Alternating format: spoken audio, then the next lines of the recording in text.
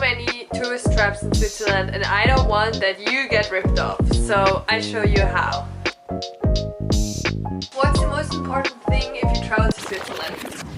Don't eat outside. Like, you can eat in a park or something, but don't go to restaurants. I know it's tempting to go for the hotels because they're not cheap at all, but you think like, oh, they're kind of cheaper if you get in a hotel and it's nice. It's not nice. You pay heaps. Typically you get Swiss kitchen, that means meat, potatoes and noodles in different variations. You can do them at home, pretty simple. You can Google the recipe, and even if you don't want to get like a fancy dinner, you just want pizza. The pizza here is like $20 for the cheapest one. Depending where you are really, but they're mostly at Aldi or Lidl right next to you because they're really everywhere. But if you don't like Aldi or Lidl, what I don't get, because it's really, I know it's not a Swiss company, but to be honest, the veggies are so much better in Aldi and Lidl than in other ones. But I don't like Coop. Sometimes you can go to Coop Pronto, that's open till like 9 or 10 o'clock. Nothing else is open, but if you can avoid it, it's not good quality and it's so expensive. So I would not recommend to go to Coop. And I did my research for that video, so I knew what is already out there. I lived here my whole life, so why should I Google Swiss travel hacks? So, but I did, and I come across some really funny videos where they're doing super content, I don't say that, but they gave tips. I was more like, what? I wouldn't pay that, and I live here on a Swiss salary and I wouldn't do that for anything. No. So please don't buy the Coop pre-packed things. And if lactose intolerant, gluten intolerant or just a vegetarian, you're not gonna find anything good there. They're like 2 sandwiches. If you want to have something grab and go and you couldn't be bothered to cook, that's alright. You get some pre-packed salads, they're alright in Coop. Go to a bakery, we have heaps. Just type in Google Maps bakery and you find heaps of bakeries here. We have so many. So just go there. They're not cheap, I don't say that, but they're as expensive as there are in Coop, and you get so much better quality, so much better bread, so much better ingredients. It's fresh, it's not pre-packed. Do that. If you have the kitchen, if you got your food sorted out, then you need transportation, right? Right. So I saw it so many times on YouTube now because I did my research what's already out there. I just saw that you can get an offer from SBB, like the company that does our trains, that's called SBB. You can get the bus as well there. So just download the app.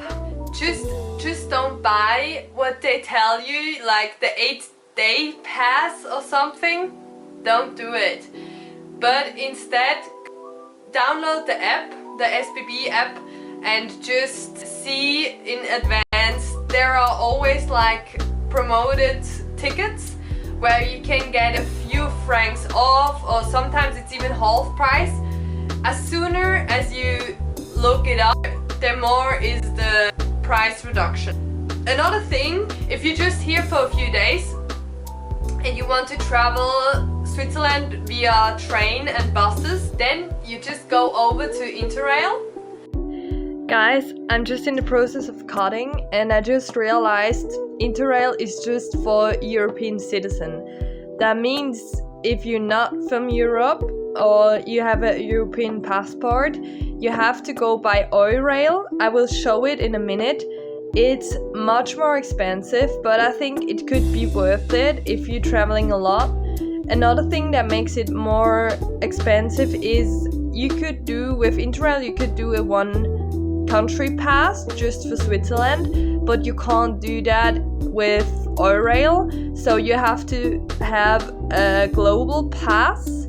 So I think it will be still worth it if you want to go to Germany, France or Italy anyway, because then you could do it with that. But I think if you're just doing a few train rides in Switzerland, I think it would be better to just do it with the SBB and the promotion tickets. But check that out, what works best for you and your budget. A global pass is when you can go to different countries. Interrail and Eurail is the thing in 24 hours. You can travel as much as you like. With the global pass, you can cross borders. You can go to different countries in 24 hours. You can go through whole Europe if you like to. If it's in the 24 hours, it just use 1 day of your pass. And the one country pass is obviously that you just can go 24 hours wherever you want in that country you bought it for, and get a one country pass. So if you're old as me, that means you're over 28, so you would pay for 3 days in Switzerland 193. You pay for 4 days 223, and you pay for 6 days 274. So it's much more affordable.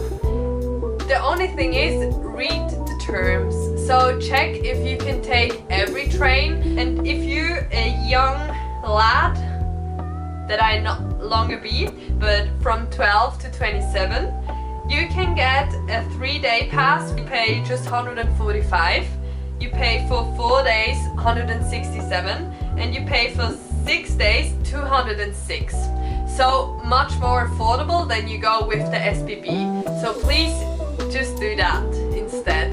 So that's my recommendation if you want to go by train. What's really cool here is more affordable as it would be to go by car. You can do hitchhiking, but you have to wait a long time because these people are like, if you know them, they're really friendly, but if you like a foreigner, really suspicious. I work on it to not be like that, and I'm not really like the typical Swiss, but most Swiss people are really like, why are you hitchhiking? Are you trying to rob me? Or what is the plan with you? Why you do hitchhiking? So you can go by hitchhiking, but don't expect to get picked up in like 10 minutes. So you have to wait for a few hours, I think, to get there. But the young generation is a bit open, so try it, but I wouldn't recommend it. And I forgot to tell you,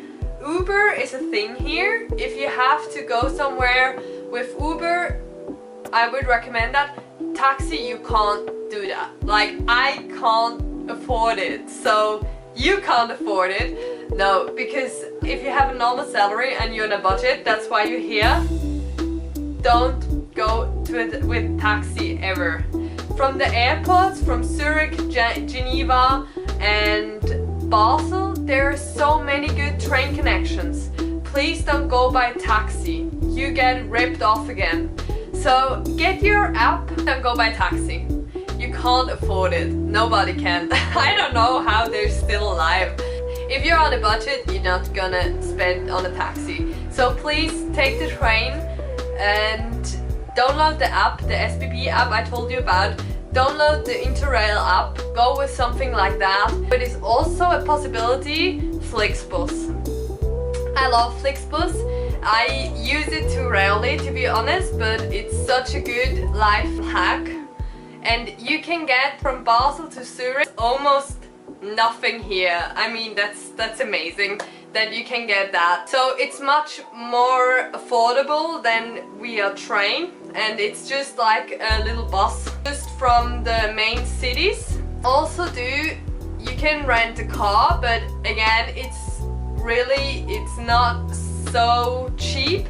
Also do is rent it in France or Germany, but you have to be aware if it's able to Switzerland. It's written down, but mostly it is because the borders here are not really like borders like you maybe know it, but it's really swift. Like you can, sometimes they check you, but mostly they just leave you be. You just have to check the visa requirements, but mostly it's really lush in Germany and France. And if you, for example, go via Basel airport, is a bit special because it's actually in France, and Switzerland bought a bit of land that we have an airport, so you can go on France part and you can go out in France and you can go out in Switzerland. It's your choice. When my car broke down and I had to have a car immediately, I rented in Basel airport, went to the France side, had it there for like 200 or 300 bucks off. So I just went from France to Switzerland and drove around with my France car in Switzerland the whole time. Everybody was asking why I have a France car, but it was fun. So I would recommend that if you want to have a car. But to be honest, it depending on what you're doing, but the trains network and the bus network is really good. Just check what works with your budget, okay? And just go from here. Stay tuned for more